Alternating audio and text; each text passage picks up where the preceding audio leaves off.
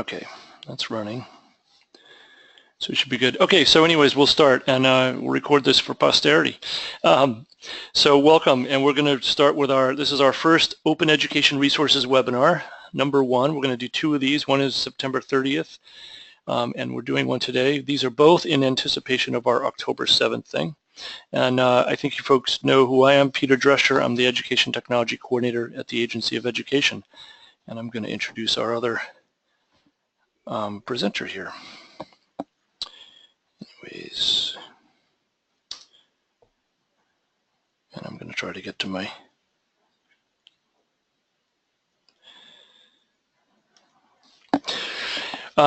so just a quick run through on questions and stuff. We'll probably not do introductions to everyone on the call, but if there are only a few we can, most likely mute folks for the bulk of the call. In this particular case, we're fine. We'll just leave everybody's mics on.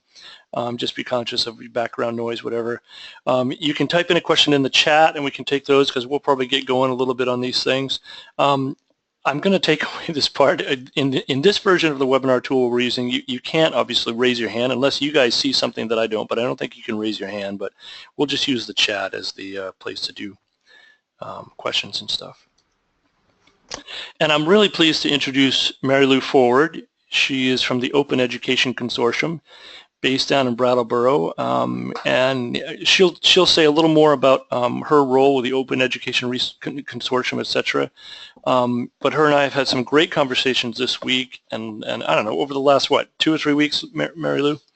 Yep. About open education, and she has a lot of great experience with open education in higher education, doing some work nationally, and I'm really excited that she's working with us a little bit here in Vermont. So it's great. Good collaboration here, so looking forward to that. I'm just going to start and just give a little bit of information about how we want to kind of set the tone for this. We'll talk a little bit about the expectations of ambassadors. I sent an email earlier this week that kind of had some points around that for review. And today, Mary Lou, more than me, is going to talk more about how OER kind of fits into this culture, a culture of a school, how it can really transform the way we think about materials for using for education, and how that kind of will morph into how the community thinks about that. I think it's also about OER building a larger capacity within the schools, the SU and the state. We're part of this Go Open initiative, which is a national initiative, which certainly, builds into that as well. It's interesting. A little aside here. I was doing a little research today on some of the other states that are in this Go Open thing, and I'm seeing that a lot of us are in the same place. I went to Oregon, Wisconsin. They both had web pages up, and both of them had areas where it was resources, waiting to be downloaded and such. So. Anyway, so today though represents maybe a little deeper dive into some of the ways that it impacts the culture, ways that people should start thinking about it, kind of some of the philosophy behind it, and then some kind of practical things around how you approach the Creative Commons licensing schemes and those kinds of things. Just quickly, I noticed somebody has joined us. If they want to speak up, we've only got a few people on, so you can unmute your mic if you want and say hello. Looks like a couple people have joined us, in fact.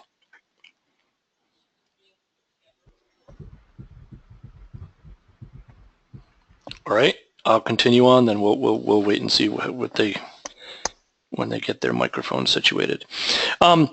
So today, and again, this is kind of setting the stage. Today we're going to providing kind of some homework for October 7th. Mary Lou's going to talk about a lot of ways, as I said, that OER gets implemented and used in schools, how, and I want you listening and being part of this to be thinking about how that applies to you and how you might share and disseminate this at your school or your region. So it'll be important to do that there. We're going to provide some resources for your exploration, and I'm going to say something about the Amazon thing in a minute, but the resources will be some other catalogs of OER resources that are out there, and we're hoping that between now and October 7th, you'll have some time to explore some of those and think about what you might want to put together when we get together for our more work-based work. our more work-based gathering on October 7th. And the last bullet, that's exactly what we want to do. We want to try to get you moving towards the October 7th event with working together in some groups to kind of work towards some kind of framework, so some sample OER-based units, taking a much deeper dive into how the licensing works, how you would apply that to things, and see how things that are already licensed, how you use those and how you think about them. So, so that's a big part of that. This is just an FYI about what's going on with our, most of you, all of you on this call know that we went down the road, we started down the road of the Amazon Inspire partnership.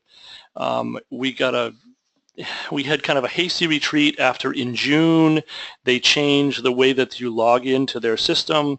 It used to be an individual sign-on. Now they require you to go through your Amazon credentials that you already have. If you're an Amazon customer, many teachers would be upset with that. The Agency of Education was more upset with that than anyone, because we had gone forward through the Agency of Administration over the governor's office at working with Amazon based on the fact that this was going to be a kind of separate piece and not involve people's personal information. So that was kind of where that came from. So what happened there is, because of that, we have to back up and now do an RFP, which I'm working on, and put out an RFP and look for a no-cost platform. Who knows? It could be Amazon, because the respondents will be likely Amazon, the OER Commons, Edmodo. They have a tool as well, so those will be probably the likely respondents. The reason we are holding up, of course, is that we want to make sure that we have a statewide common platform. At one point it was suggested that we let schools pick the platform they want, but that's not going to work for us, and we know that. We need to have a common platform. But anyways, so today represents us continue to move forward. We're going to try to build awareness, get people to understanding what this means, and how we can still do some work and move forward. Quickly, updating what's going on. Go Open National. I think I put out to this group already a piece that about the September 23rd event, regional Go Open event. We have some folks that are going to go, a couple of them on the call, in fact. I'm going to go down to that. I really rushed representation. I'm not sure it's going to be a big working group, but there is some resources they're going to share there. There's also an October CETA meeting event, which is in mid-October. That's more of a I think that's going to be almost a half-day event that I'll be part of. And I imagine a lot of that is working on kind of some vetting and content around the national group there. Our Slack channel continues to be open, Vermont Open /Slack. This is a link to it. You'll have this presentation at the end of the day. That's open. I know there's not been too much traffic in there because we kind of got delayed and stalled on this, but hopefully after today we can begin to start using that. We're going to use the VitalLearn regional meetings as places for folks to really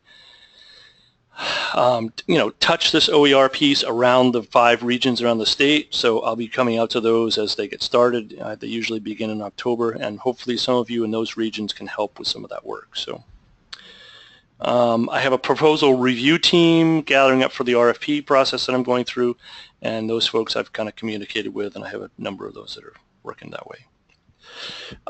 This is the piece about gathering. I'm going to take a quick check in here because I got a couple people here that seem to be looking for an audio pin. I don't think they need an audio pin. Hold on a sec. Sorry.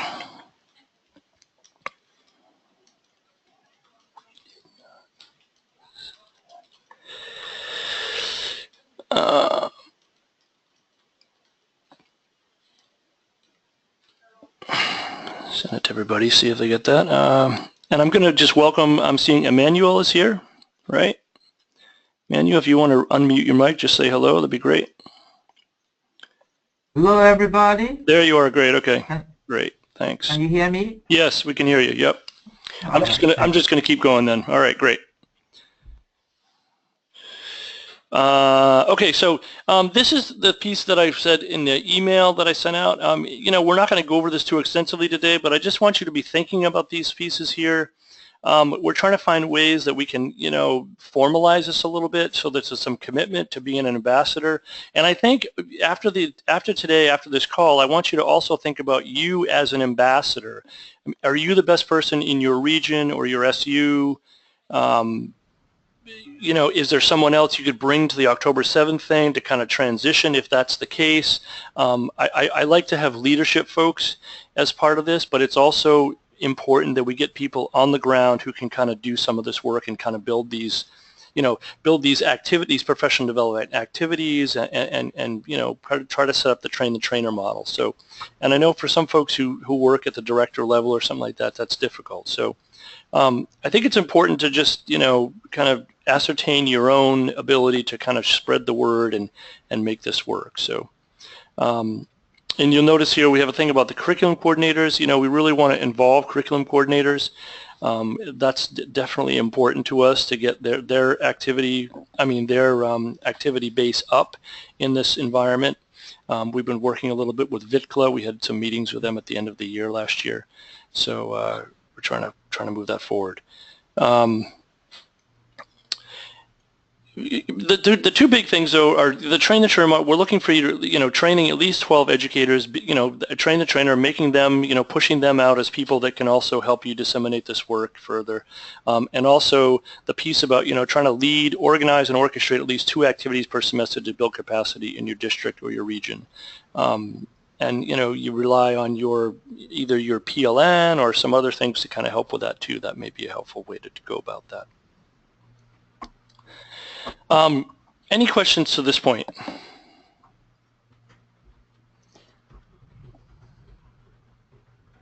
All right.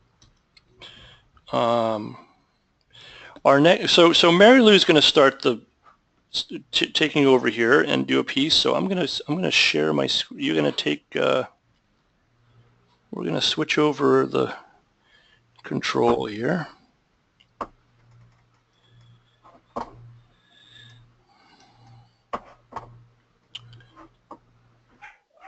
Whoops.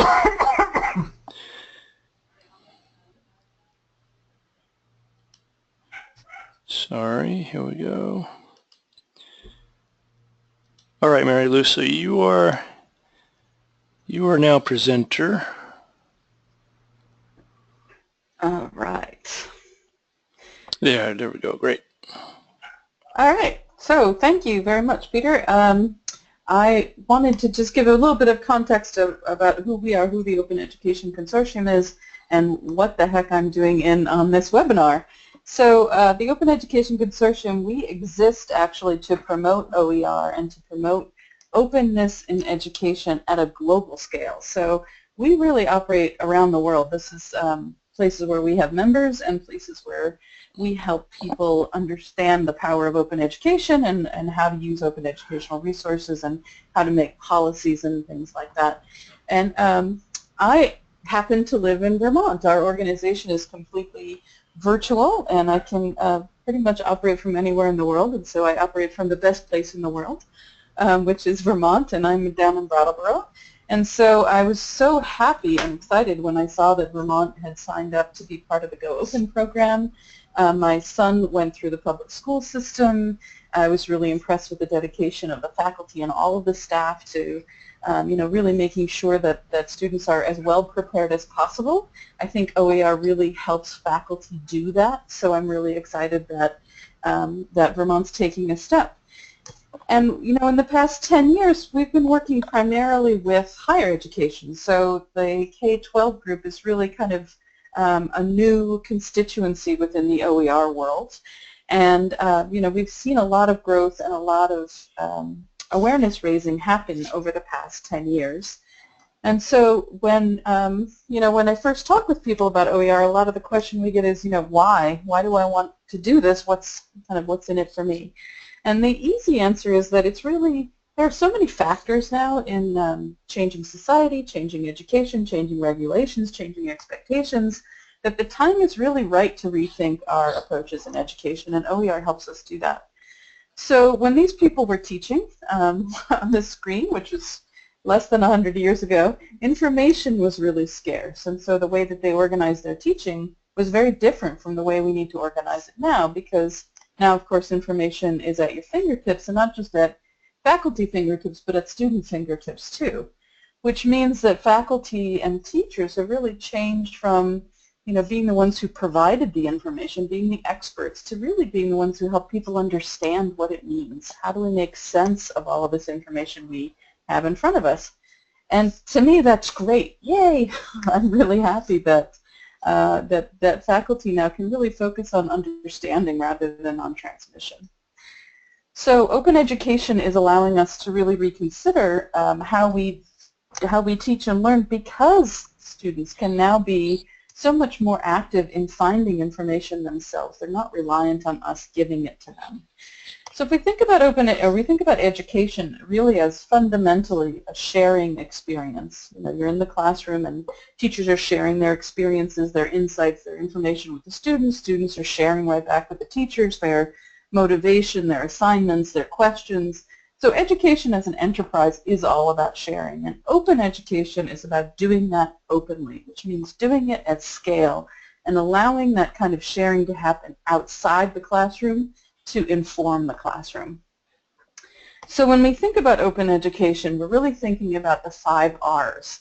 That open education allows you, first of all, to retain your own intellectual property, which doesn't seem like a big deal, but it's actually fairly radical. If you think about a textbook model, if you author a textbook, you pretty much sign your intellectual property away. If you do that under open education, you still own the copyright, so you get to retain your own materials.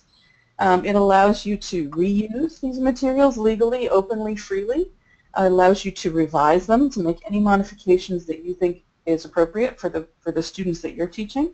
Allows you to combine them and remix them, and allows you to redistribute. So once you've made your modifications and changes and improvements, you can share it with whoever you like.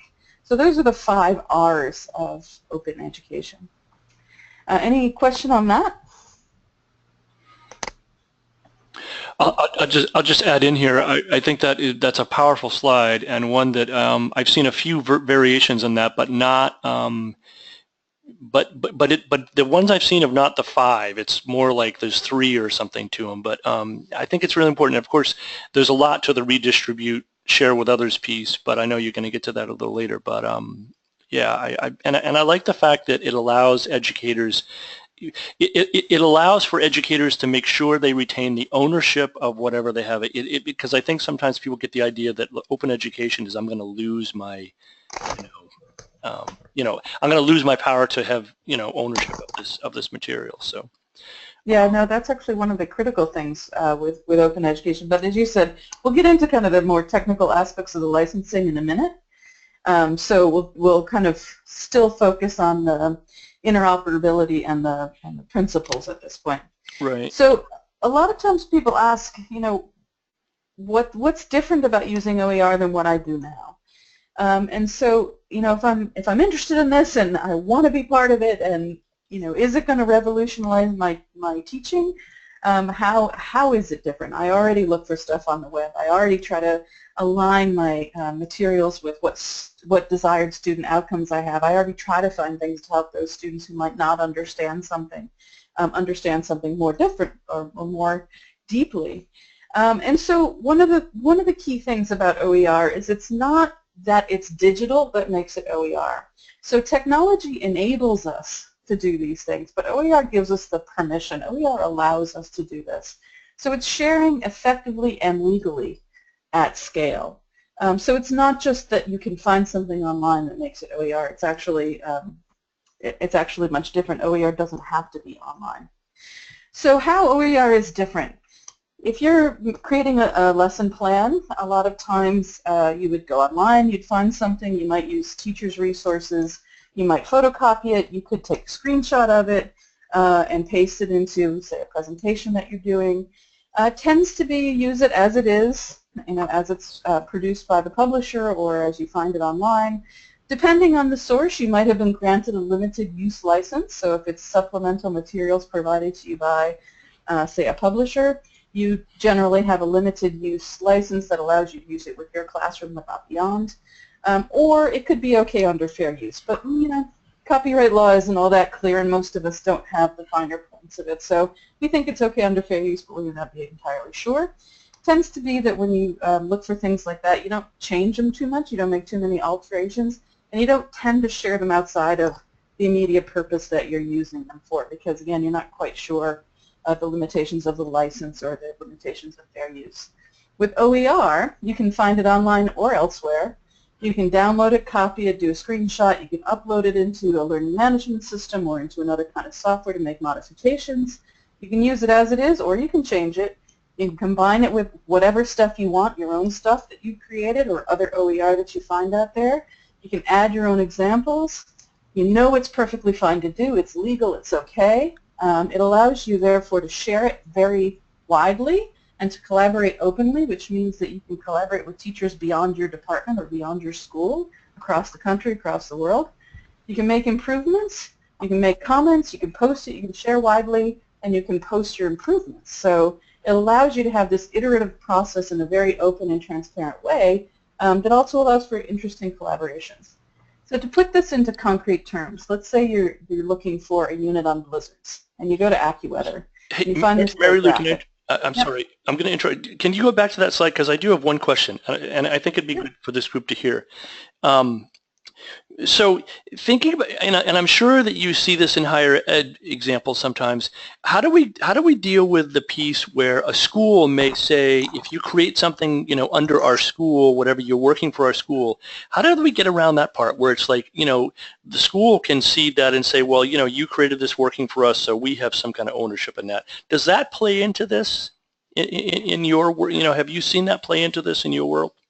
Yeah, it's who owns the copyright. So that depends if you have a intellectual property clause in your contract. Okay. So if you do, and the school says we own your intellectual property, whatever you produce for your job is owned by the school, then they actually own the copyright. Okay. But most teacher contracts don't have that. They have either a shared intellectual property, or it's, you create the materials necessary to do your job, but you own the copyright to that. So it's something that needs to be clarified, because the credit for who owns the copyright would have to be made clear. Yeah, okay, that's good to know, especially in the K-12 world. Yeah, that's great. Yeah.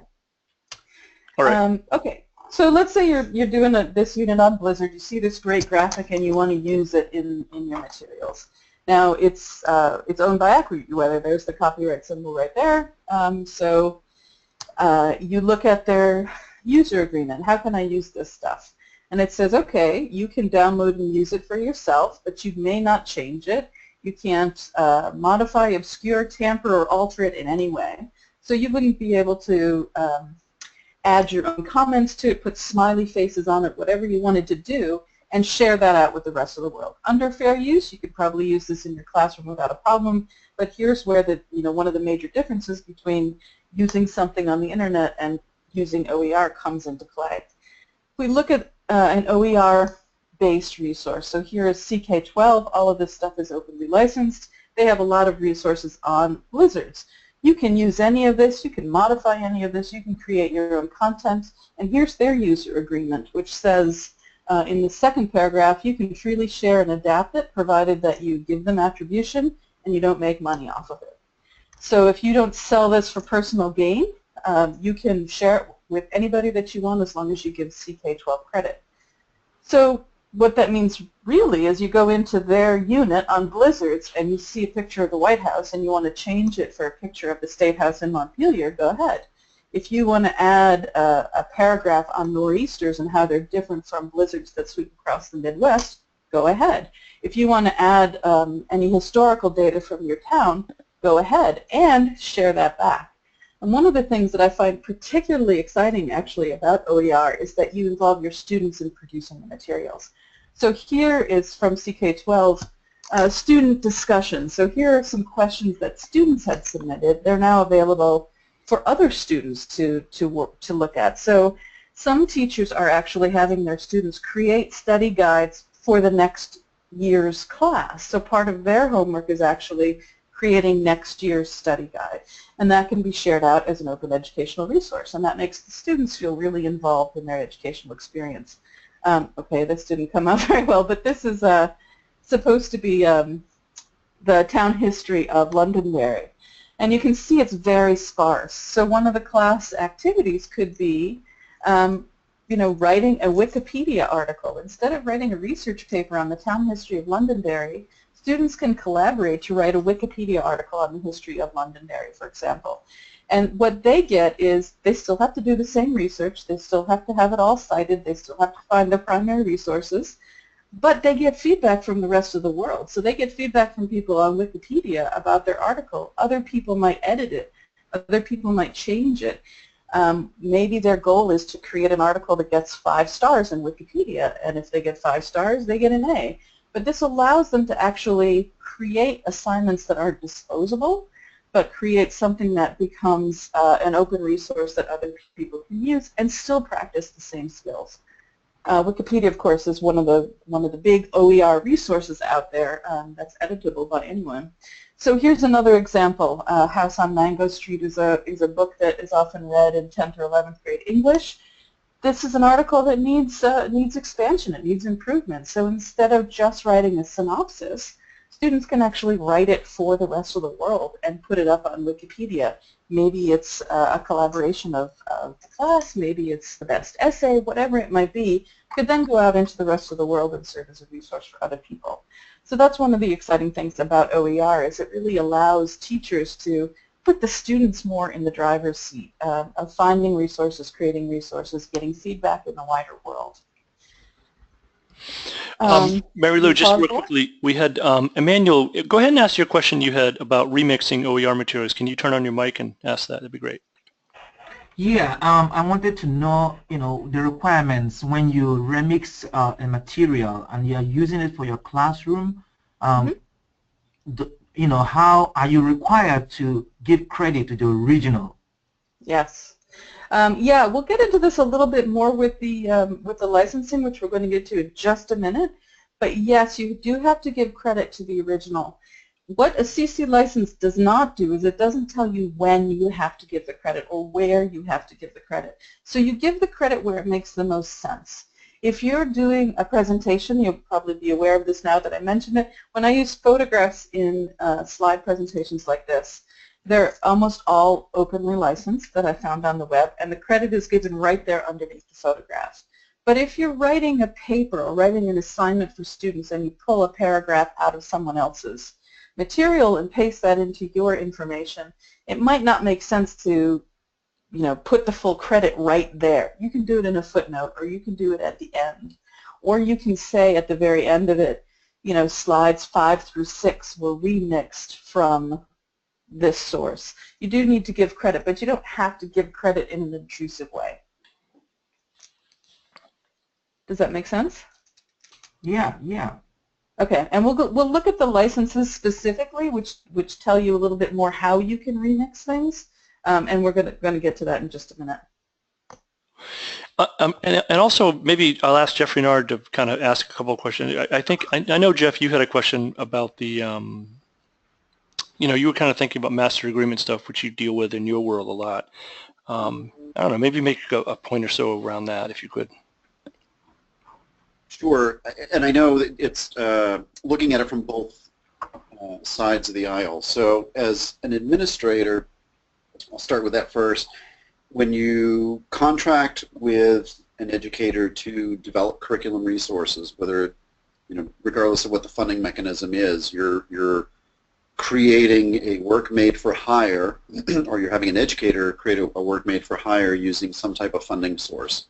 So how do you, as an administrator, ensure that the works, excuse me, that you're paying the educator to develop are within the limits or the requirements of either the Creative Commons license or other copyright laws? So I think there's a whole area of information that administrators need to be more well versed on, in terms of verifying that ownership of material that's developed. So that's one side of the coin. The other side is from a teacher's standpoint,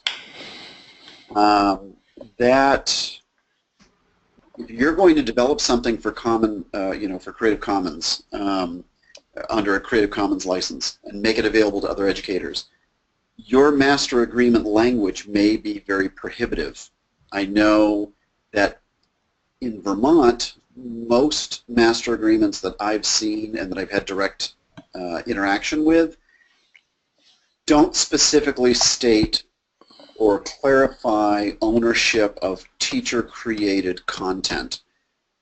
So I think the implication there can be, unless it's explicitly annotated that teachers that create content for OER resources do not fall under the auspices of works made for hire, I think that could open the door to future issues here in the state, where some districts might look at something that a teacher contributes to an OER resource and say, well, wait a minute, you can't do that because you created that while you were in your classroom, and therefore that's a work made for hire. So I think further education to the educational community here in the state needs to happen in order to protect both schools, administration, and teachers. Yep, it's actually really timely because we've been working, a number of us in the open education community have been working with the State Department actually to help create a guide for the federal government around those kinds of considerations when they give grant monies, for example, or other kinds of payments to create materials. In the past, there's been nothing said, so the assumption is that the copyright stays with the creator and they can do what they want with it.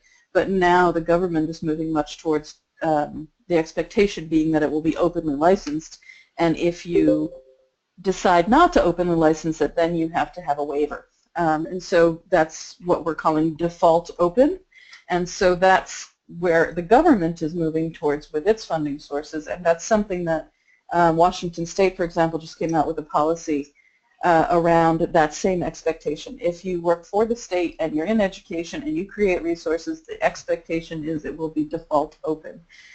So the expectation is that you will openly license it under one of the Creative Commons licenses. If you choose not to, then you have to defend why it's closed, so that that anybody, the assumption being that if state funding is going to create educational materials, then everyone in the state should be able to see and use the results of what they have funded. So that's something that that we can actually, I'd be happy to talk with you or Peter or anyone else about looking at that at a more state level, whether that's an education campaign or a policy issue.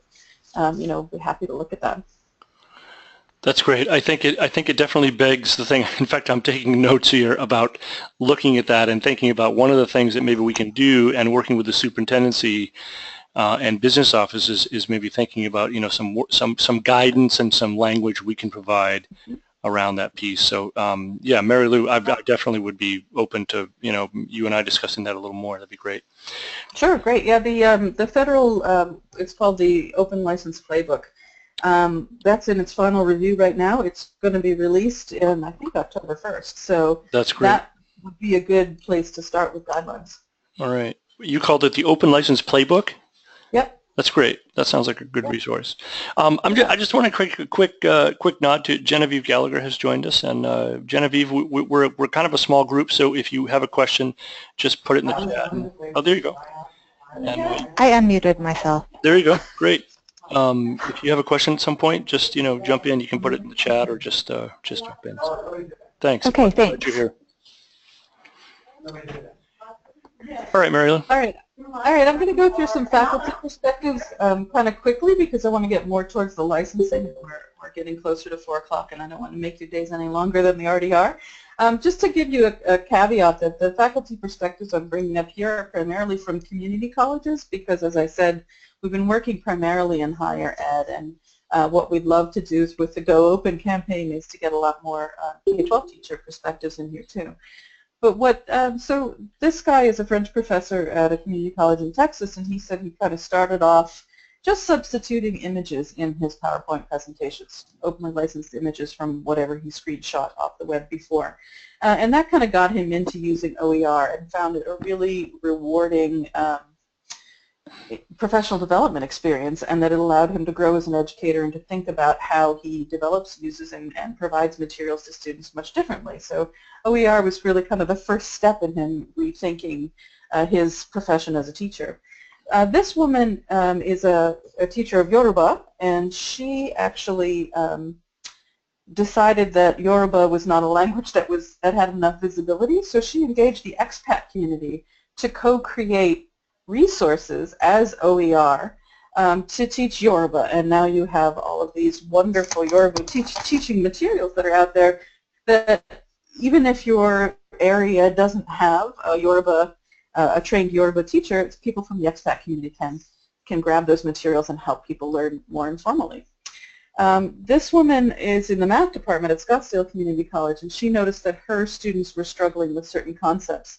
And so she started off by making some math workbooks for them, and then she ended up collaborating with everyone else in her department, and they have created this amazing set of workbooks that really walk students through in a way that the textbooks didn't. And those are all openly licensed and now have been taken up by a number of different community colleges across the U.S.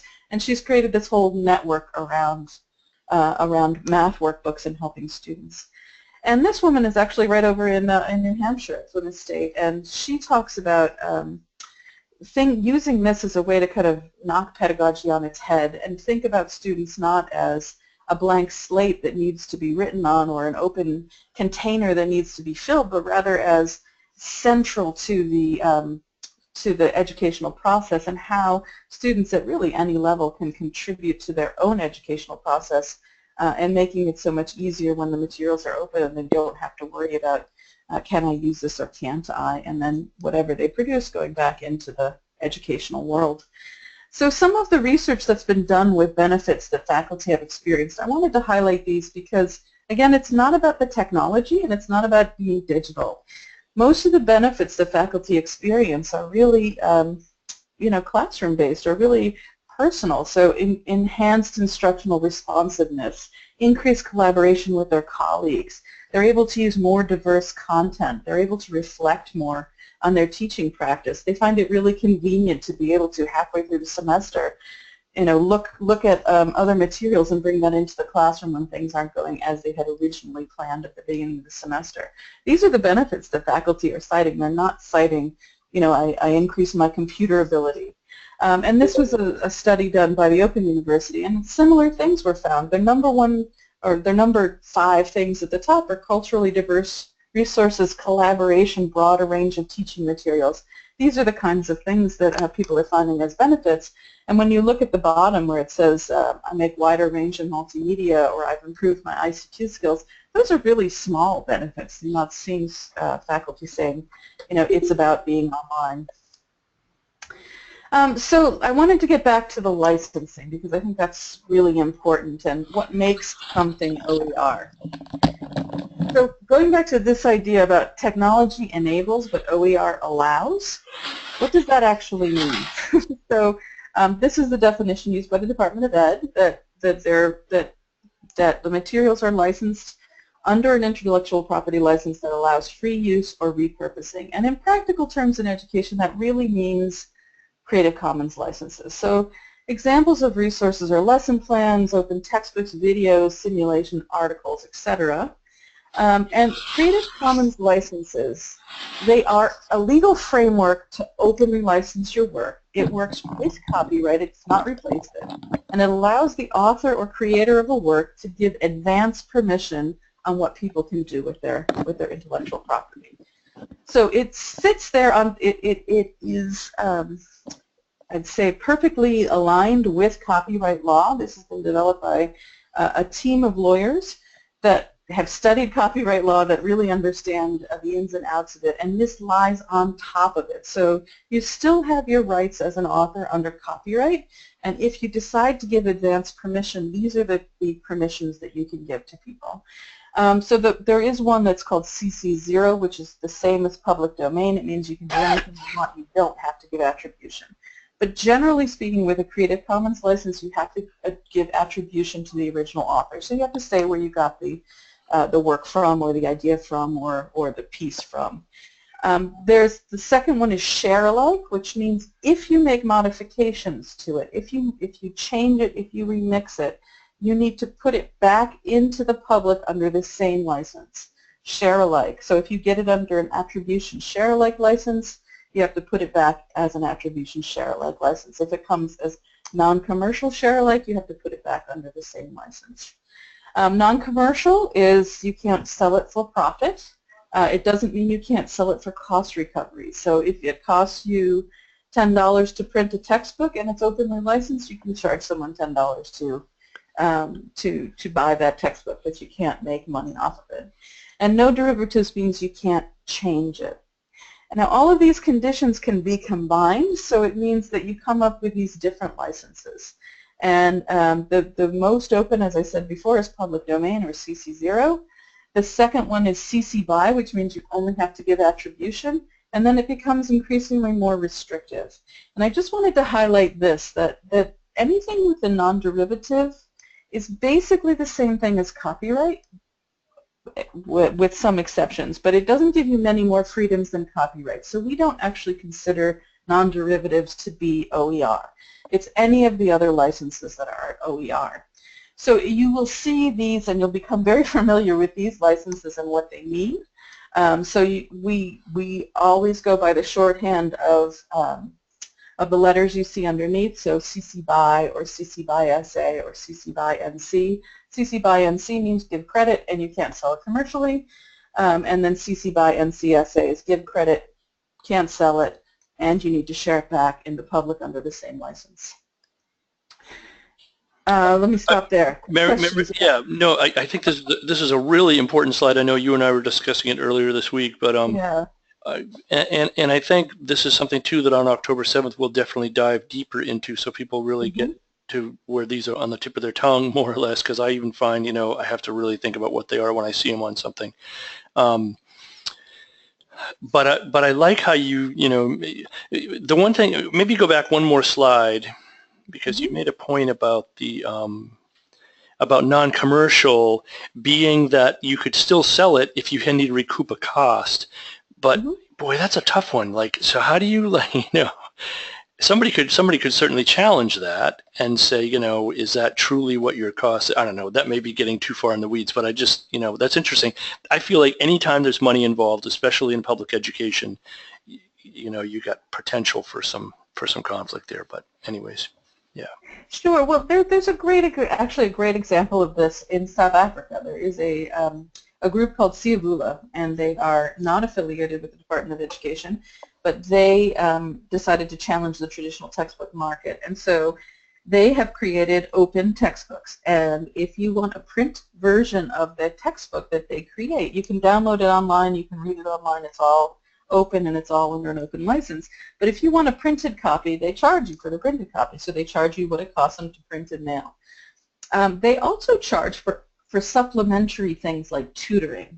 And so you do see people who are using OER who are then putting a charge, but they're charging for additional activities like tutoring, not for the materials themselves. So it does get a little bit murky, and we can go into a lot more nuance on the 7th. But you know, it's understandable that the non-commercial clause isn't as clear as it should be.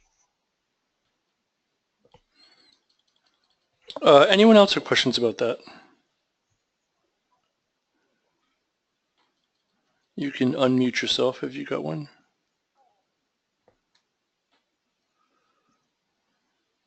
All right, quiet group. Yeah, I just add in, this is Jeff. My favorite saying is, everything's free like a puppy.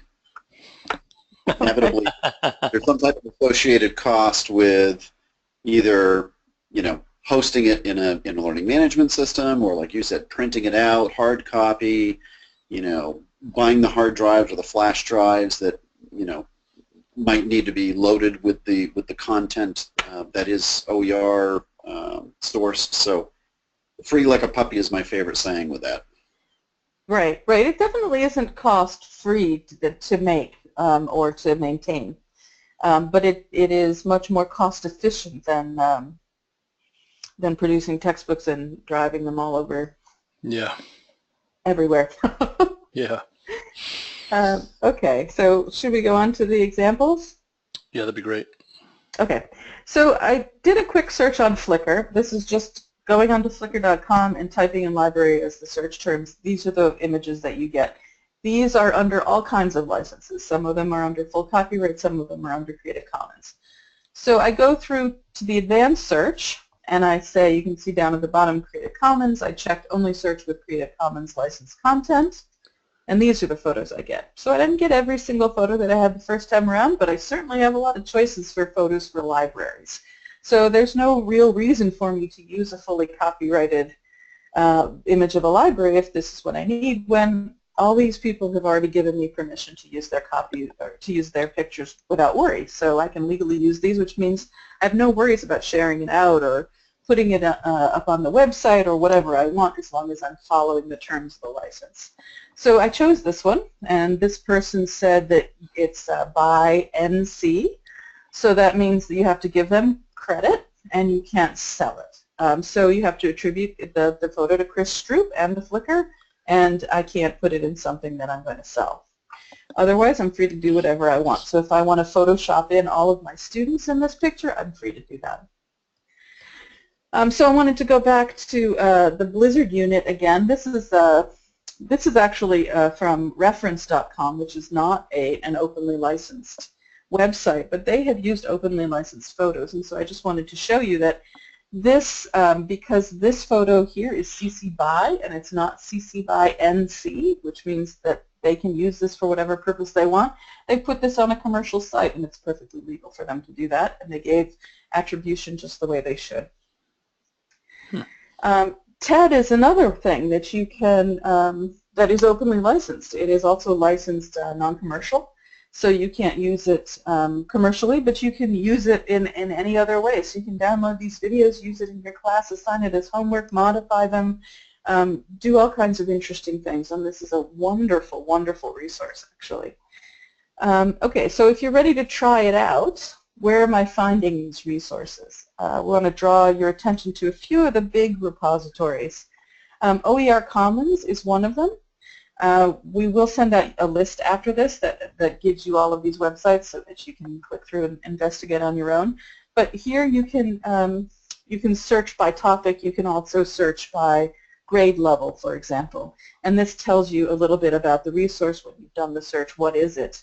So you can hopefully see if it aligns with what you're looking for. This is CK12. I showed this before.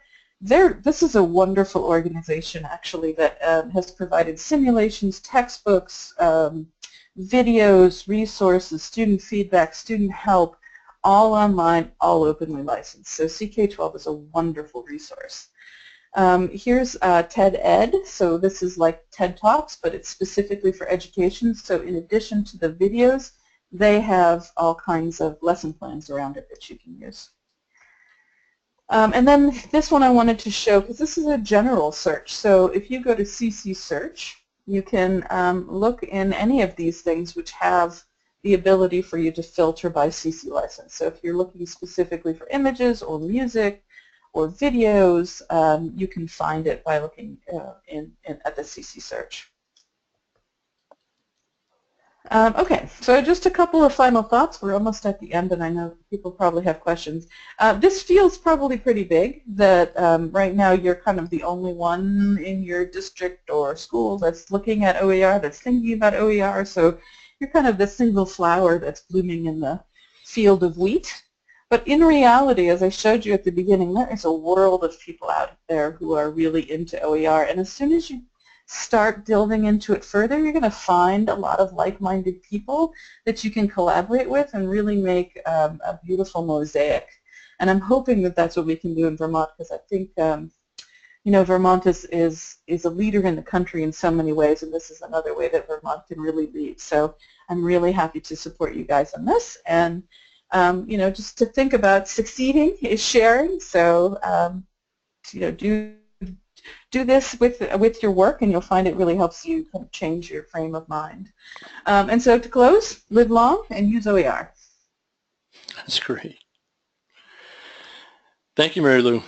That's great. If you can advance to the next slide, that'd be great. I'll just leave the sharing from yours. So gang, this is kind of what we want to think about here.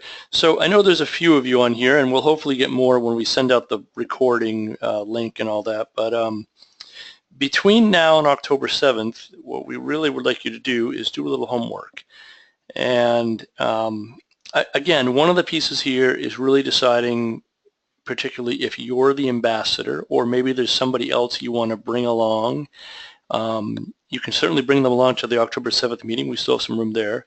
Or it may be something where you want to bring them along in the sense of, you know, you want to do some work with them on your own to kind of get them, you know, maybe give them this webinar to look at and kind of get them on board with it as well, and maybe do a little of this exploration together.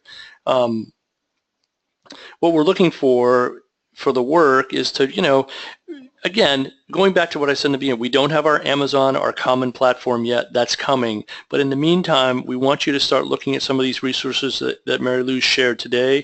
There's definitely others that I think some of you have mentioned in the past when we were together in May. But there's plenty of places right now that you can kind of find and search and look at you know, Creative Commons licensed pieces, open education resources, those kinds of things. So we want you to take some time if you can. I mean, this is not extensive, and it's more like dipping your toe in the water than it's really, you know, jumping in. We're going to do some of that on October 7th and maybe move you further along. But explore some of these and think about if you were going to create a unit or some you know, some kind of lesson plan or something you wanted to build. We want you to kind of go through that exercise on October 7th together as a group. And of course, in that case, we'll touch more deeply on the licensing piece and how you use that and how you interpret those things. But that's really what we're trying to get you to do, is just, you know, as I say, dip your toe in the water, kind of play with some of them if you get a few minutes one day, and can explore some of them and think about what those resources might be for around a particular topic or a particular thing you're trying to teach. That would be great. But that's kind of, that is going to be our work on October 7th. We're going to probably have some kind of presentation to do in the morning, but we really want to get you there, get you in groups, get you working, and get you kind of like, you know, really looking at these things and building licensing piece on top of it. So anyway, so I think that's the piece there. Can you go ahead to the next slide there, Mary Lou? That'd be great. Next one, last one there. So we have some resources here. I'm going to send this presentation to all of you who are on the call today. I'm going to do that before I leave today. I'll send it to you. You'll see the presentation there. Resources page from Open Ed Consortium. This is a Google Doc that Mary Lou created, and it has a number of things she talked about. It has some of those resources that she talked about as well. I also put on here the Achieve rubrics because I know that many of you have asked in the past about, you know, how do we vet these? How do we think about vetting? The Achieve rubrics do a nice job at figuring out a way to vet them. I'm finding that within the Go Open movement, a number of states are kind of building their own vetting process, and that may be something that we do as well, but I want to wait until we have a platform where we can start to do that work, so that'll be later this fall.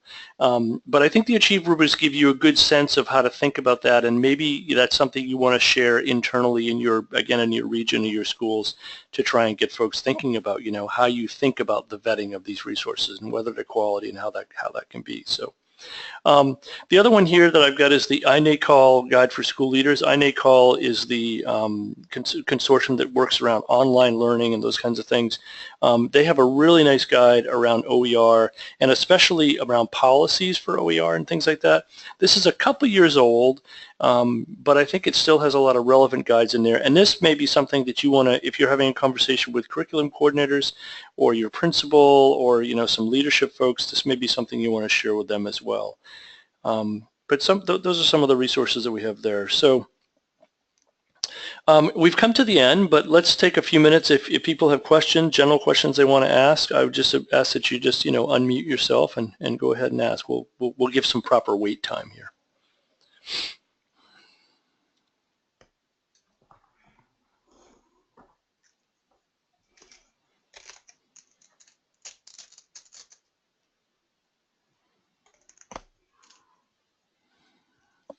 It's late in the day and people want to go home.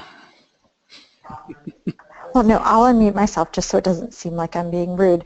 But I don't have any questions exactly. I guess what always stumps me in courses that I take is that as the tech integrationist, I'm helping other people with their planning, but I don't have units per se in particular that I'm working on my own.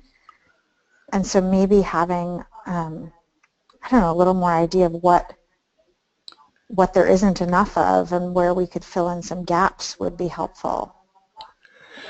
Does that make sense? I don't know. You may have to talk more about that for me to just. Are you asking this? I mean, this is what I'm first taking from it. Like, if you were to come to the October 7th one, could you bring one of those content people with you, and that could be a way to kind of dive into that? Is that kind of what you're asking? Yeah. I mean, yeah. Well, I guess I'm just thinking because I don't have content of my own. Right. Right. Exactly. Yeah, and I think, there's two things here. Number one, Genevieve, you're one of those people that is the perfect ambassador because you do have the flexibility to go from teacher to teacher and work with different teachers in doing that. But you're right. In that same token, you don't necessarily have a dedicated, content area that you're trying to set up. So, yeah, it'd be great. And maybe, bring one or two people from your school that might want to dive into this. On the October 7th thing. So, and I think I think it's one of those things.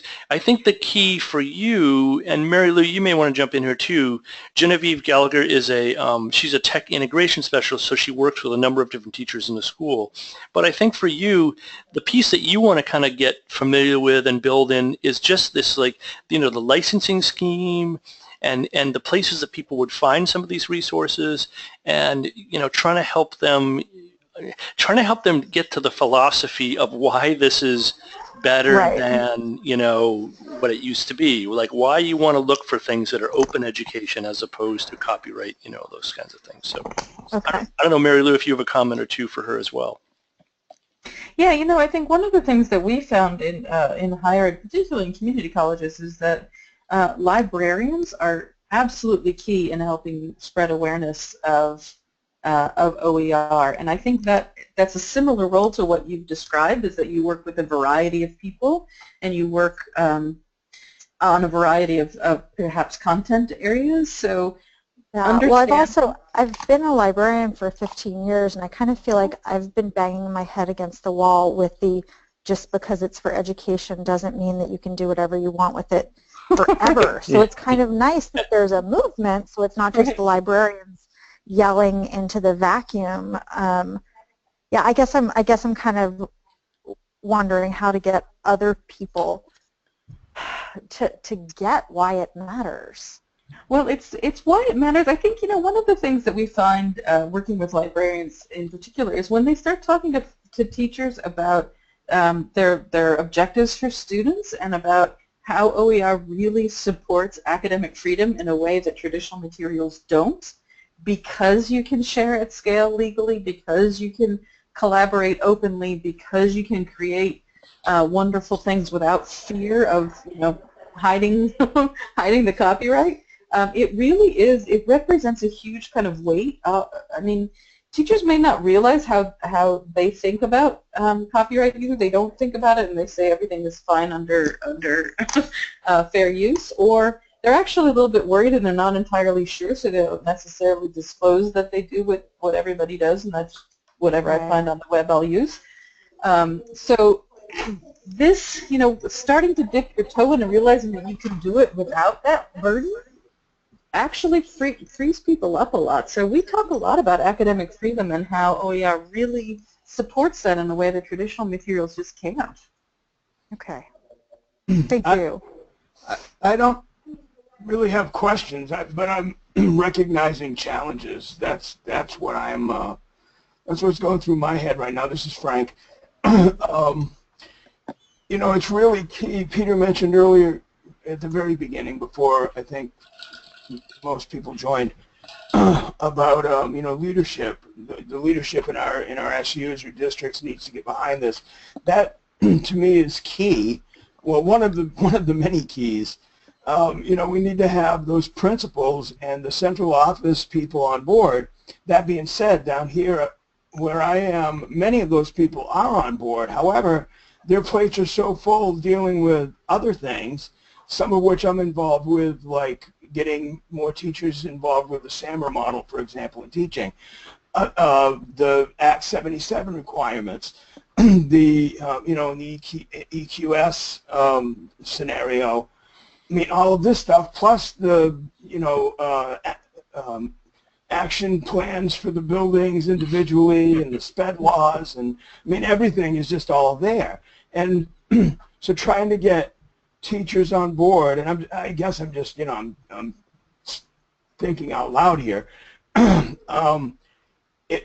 It's great that we have this platform. It's great that we have this little group that we're going to be able to, challenge each other and create things and share those things with one another, because we are going to need that kind of support to add something else, a new thing, a good thing, to the plate, so to speak.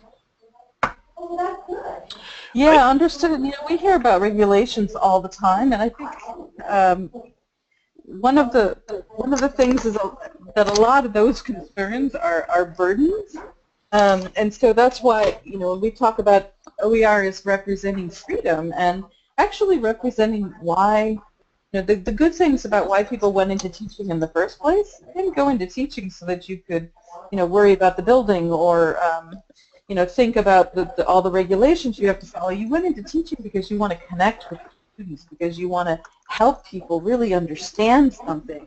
This is where that comes to life. That's where the rubber hits the road. So yes, it's another thing to add to their plate, but hopefully it's a really exciting, good, recharging, motivating thing instead of, here's something that you have to do because it's being.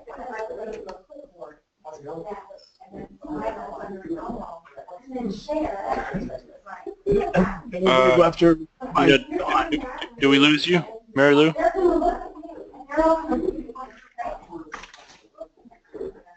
Did you? Am I back?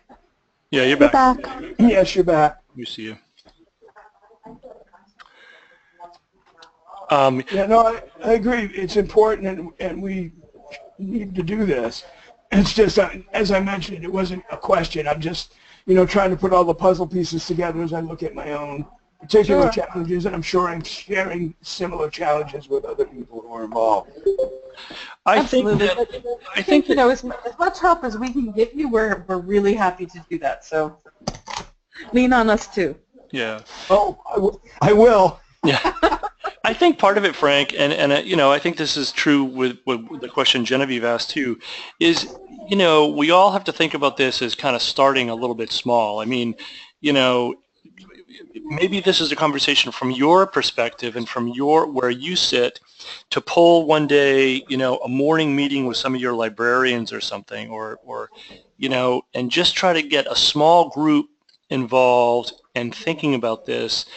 And give them a task, give them something to kind of like move forward in this, because, build your own little ambassador group, I guess, when you think about this. Because you're going to have to pick one or two teachers to kind of start and to show some successes in this before you can kind of take it across your, across your SU. I mean, that's a daunting task, This is a big shift in thinking. So my SU that has a new name, and we're trying to become something new entirely. So the idea of adding another layer is a little daunting. Yeah. Yes. What's the name of your new SU? The Maple Run Unified School District. Wow, that's a good one. Yeah. Yeah. I just want to recognize that Jennifer Reeve has joined us as well. Jennifer, how are you? I'm good. How are you, Peter? I'm doing well. Sorry, I am late. I had my own technology meeting here at my school until just recently. That's all right. We're definitely at the end, but we've had a kind of rousing conversation around this stuff and some good questions. So I'm glad you could join us. And I'll send you, since you're in, I'll just send you directly the presentation, and I'm recording it. So if you want to listen to the rest of the beginning of it, you could, you know, over the next Fantastic. week. Thank you. Yeah, it'd be great. Glad you're here. Anyway, so yeah, Frank, I mean, yeah, it's a good point, and you know, there's so many. I mean, you know, I'm thinking about my own stuff here. I mean, there's so many things bubbling right now. It's the beginning of the school year, and everybody has lots of things to think about. But I think like starting small, finding one or two educators who kind of have an interest in this and can move it forward, even if they start to move it forward slowly. I think that's all we can hope for. I mean, that's how it's going to begin and how it's going to move. So. I do have one question, Peter, for you. The event we're going to be going to in Cambridge, will that be informing our work on the 7th as well, or are we going to pretty much be, I mean, is there going to be stuff we'll be bringing from there to that table as well? You know, I'm going to be honest about the 23rd thing. I mean, there's information they're bringing, and I imagine there's going to be a conversation about vetting and those kinds of things, because there's some committees within this national group that are kind of working on some things, and we'll get some report outs, and there's some good people speaking, and I think we'll get some good information in that way. I'm not sure that that event is going to drive our own work in Vermont that much. Part of my reasoning for wanting to go and wanting to take some people there is I just feel it's really important, even in this beginning place, it's really important for Vermont to be present in a regional setting around this Go Open movement. So, Okay. and I think that'll benefit us in the end. You know, I'm going to be honest and say that you may, at 2 o'clock in the afternoon that Friday, you may say, wow, that was like a whole lot of time, and I'm not sure I could have done that. But it's really important that we be present and we begin to share, because as Mary Lou said in the beginning of this, one of the big pieces is the sharing piece. And if we can begin to kind of use New England as that sharing piece, I think that's powerful. So I just feel like we need to be there. So yeah. Sounds good to me. Yeah. It's good. And Jennifer, maybe did you get my later email on that point for the 23rd? I did, and I sent it on to our new superintendent, Jen Bossajorn, Yeah. and she is pretty excited about having me go. So I probably am going to get a yes on that maybe tomorrow. Okay, that's great. Just let me know. That's fine. Okay. Yeah, we'd love to have you.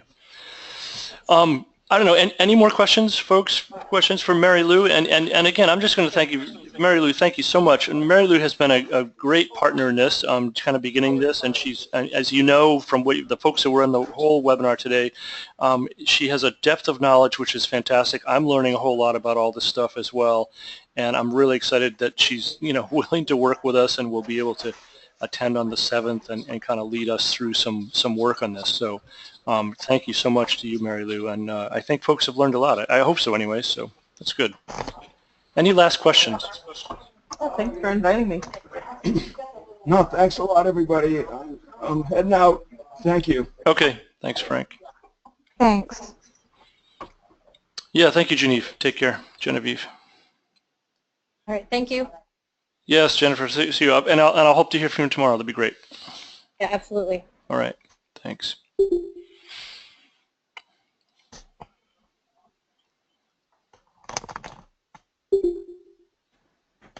All right, so I'm going to close it down here. Thank you all. And Mary Lou, I will see you, I think, on Thursday, right? Well, Yep. I sent you my cell phone number, right? You did. I'll text Okay. you. All right, We'll good. get Okay, the we'll time. text. Yep, be great. Okay, great. Thanks. Okay, thanks so much. Bye. I think you have to shut it down since you heard. Oh, I do since I'm the presenter. All right. Yeah, I think so. Here, I'm Yeah. hold on. I'm going to stop the recording. All right, great. All right.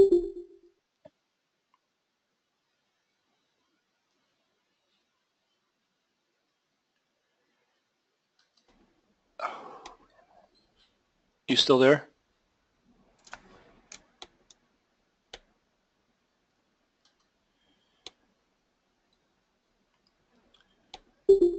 All right.